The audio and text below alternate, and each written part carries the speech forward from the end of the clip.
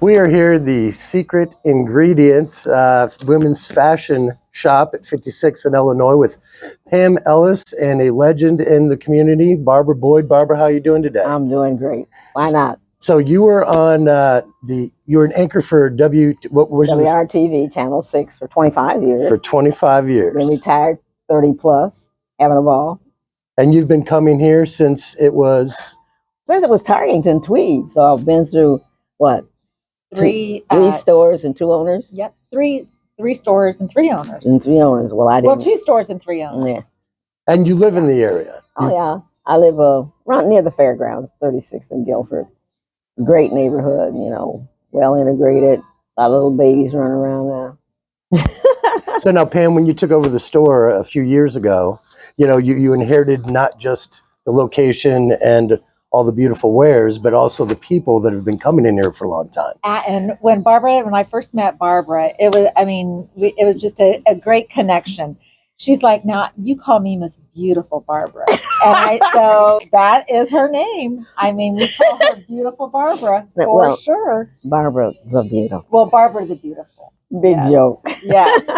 But Barbara is she's amazing. Love when she comes in and shops, and she also MCs for me with some of my fashion shows too. So that's it's amazing. Always a pleasure. You know, it's a pleasure shopping here. I've been shopping here since it was Tarkington Tweed. How long ago was that?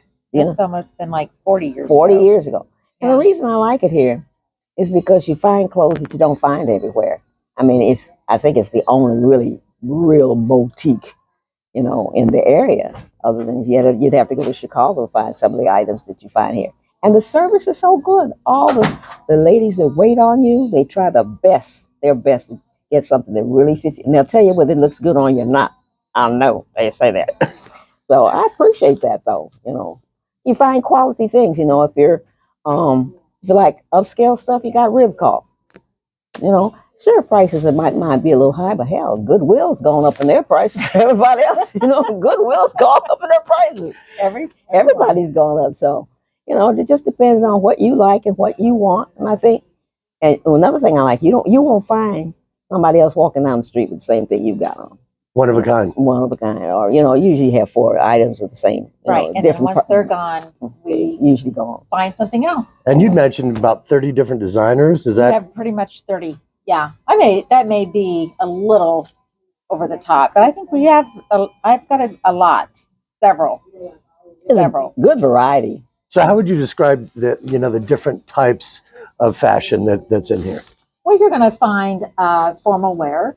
You're going to find some casual wear. We have casual wear in the back with your denim and some T-shirts and sweaters and things like that.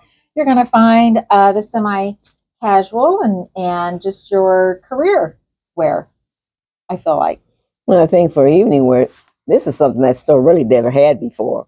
It was evening wear that she's introduced. So, you know, if you want your evening wear, yeah, we brought in some long formals. We brought in just more of your dressier things that you're not going to be able to find, I think, in other boutiques. So, what other boutiques? That's exactly right. There's no other boutiques. Only one. As far as I'm concerned, I'm sure there must be. What's some of the favorite things you've acquired here? What I'm wearing today. Okay. Then I bought last week a beautiful black dress that gorgeous. It was in the Pink Connection fashion show. I wore 2 great outfits, a black coat. It's a coat dress, really. Yes, it is. And stunning on her. And a black dress, you know. So let's talk about the fashion shows for a second. You were the MC multiple times, and just kind of describe who it benefited, where it was at, and having Barbara involved. She's helped me with the Proper Lamb a couple times, and so the Proper Lamb is one of these organizations that's been around for years. 4 women. 4 women. And I used to be a member. I know they're 4 women. And so Barbara came in and she does the show, and everyone loves Barbara when she does it because, I mean, she puts humor and has fun with the models and just has fun doing it. And you can tell that. And it's just kind of neat. I think one of the shows that I really like doing is Pink Ribbon Connection. I'm a cancer survivor of more than 50 years. And it's just, and all the models are cancer people. and it goes just like that. It goes fast, and there's no narration. The only narration is at the beginning of the show, and they talk about what kind of cancer each person had or has, and how they survived it, and how they came out with it. Even sometimes the husbands will walk out with their wives, and the children might come along, or grandchildren. It's just a family show. You feel really comfortable doing it. So It's a beautiful show. I have been doing that show. It used to have another name, but let me tell you, I was going through my old books and stuff, and there was a picture of one of my two granddaughters, and they were at the time 8 years old. Today they're 39 and 38 years old, and have children of their own. So that's how long I've been involved with that particular thing. Then I always do Alpha Blackburn's show. She always has a fabulous show because she makes all the clothes, and they're just out of this world, a one of a kind of thing. And then I do commentary for what is that thing I just did commentary for? Freetown Village, which is helps children that indigent children perhaps with the camp, teaching them little things to do. And then I'm very involved at church. I go to Tab. Okay. I'm an usher, and I'm getting ready to work in the Tab Cafe, which normally when it places like the churches that give food out to the just a sandwich or something, we have adopted Tab Cafe. The person comes in, he sits down and orders what he wants.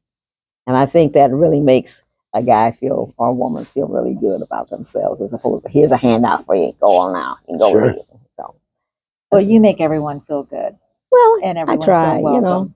I think you find that most people are really good people. Sometimes I feel that, and the way the world is today, I feel if we could just talk with one another, you would really find out if there's not that much difference. Exactly. Let me tell you a little story. I'm from Evanston, and I worked for a seminary and in the secretarial pool. And on the weekend, we came back. What'd you do this weekend? They all talked about what they did over the weekend. What'd you do, Barbara? I said, we went bowling one day, and the next day we went to the movie, and we went out to dinner, blah, blah, blah. She looks at me, she says, you do the same thing we do. Duh. I mean, just to show there's not that much difference, if at all. Sure, we all have our own little cultures, things that we do that you don't do, because you might be you're Norwegian or whatever. She said that. No, I wasn't an icon then. I was just me. She was saying that because she didn't think black people did what white people do. That's what that was. Let's plain and flat. That's what that was. But wow. So how do you think Pam has done since she's taken fabulous. over? She's sort of dressed up the place, brought in this couch, and made the colors are bright. I mean, it was always nice. I mean, of course, you wouldn't know, but she's fixed up the bathroom. You might go there and take care of yourself. So it's bright and light and airy. And the people that she has working for her have been here for a good while. And the customers know them. I mean, the customers know what you want. Hey, Barbara, you want a so-and-so day? I know exactly what you want. Kathy always said that. Oh, yeah. So they know what you want, and because they take a personal interest in you. Right. And, what lady doesn't like somebody to tell them the truth? I worked consignment for a while, and you should have seen me trying to put a color on a customer, because they're so accustomed to wearing brown, black, gray, no color. I said, she had a blue suit. I said, try this nice line, but oh no, it's too bright. So they teach you too here, by putting things together and say, this really looks good on you. Why don't you try it? So sometimes you just have to get customers out of their comfort zone and just try it. And if they're willing, if they're willing and wanting to try something different, then definitely. Well, you don't push it, but you present to them. Right. Yep. A different way. That's what sometimes they don't get. Exactly. Exactly. And then they're like, I would have never tried this on had you not put this in my room or given me that to try. And then they usually walk out with it and they love it. It's all salesmanship. So Barbara, I have a question. I think that anybody watching this would just love to know. What was your original motivation to go into broadcast? None. I wanted to be a movie star. She is. No, I got in the business accidentally. I was worked for Head Start. I opened the Head Start program here in 1965. I was the executive secretary, whatever they call it now, secretary, the boss. And so Channel 6 called up one day and wanted to. They were doing this. Channel 6 was doing a documentary on Indianapolis, and they wanted to go into a Head Start classroom and see if they could do some filming there. And so they did. So a couple of days later, they called back again.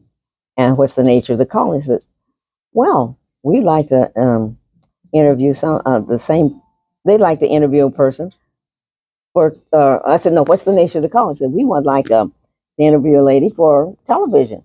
So I jokingly said, well, honey, if you're looking for a star, here I are. He said, well, you want to try out? I said, yeah, what I got to do? So he said, well, just get together a 4 or 5 minute vignette on anything you'd like. And so I did. I did a little walk-in stand-up thing like they do on television. You know? So I was would go from desk to desk and sort of explain what they did, and then did a stand-up close, talking about the overall program and how our particular office fit into the program. So that's how I got started. That's and beautiful. So I went in for an audition. Really didn't care when I got the job because I'm making big bucks. I'm making $10,000 a year. Wow. So, and all the big boys were there, the GM and news director, the PR guy, and I'm just flippantly answering questions. Okay. So we left, and then I did a thing on the set. Did very well, because I'm comfortable. I don't have a problem with being on camera. And so when February 10th, 1969 rolled around, I had a job. And didn't know a thing about it. But I tell you, I don't think I could have made it had not been a lot of help from news, specifically photographers, because they know everything, they know everywhere, they know how to light everything. I didn't know what to do. Every morning we had a story conference, and all the reporters sit down and talk about what they're going to do for the day.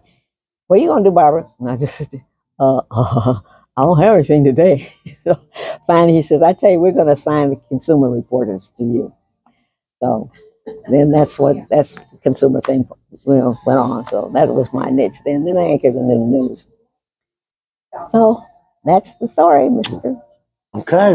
Well, I thank you for coming in and supporting this beautiful establishment. And, it is called the secret ingredient. And I think, that's what everybody tries to get as they shop for that one-of-a-kind thing here. And Pam, thank you for having Barbara in today. Thank you. It's my pleasure. My pleasure. We're going to look forward to getting some other stories from people that originally owned it before you, Jean, and then also a woman that you were in her 8th grade class. Yeah. Okay. Yeah. All right. Well, thank you again for coming in, Barbara. And This I'm going to close this out. Thank you. I know she's going to make me buy something.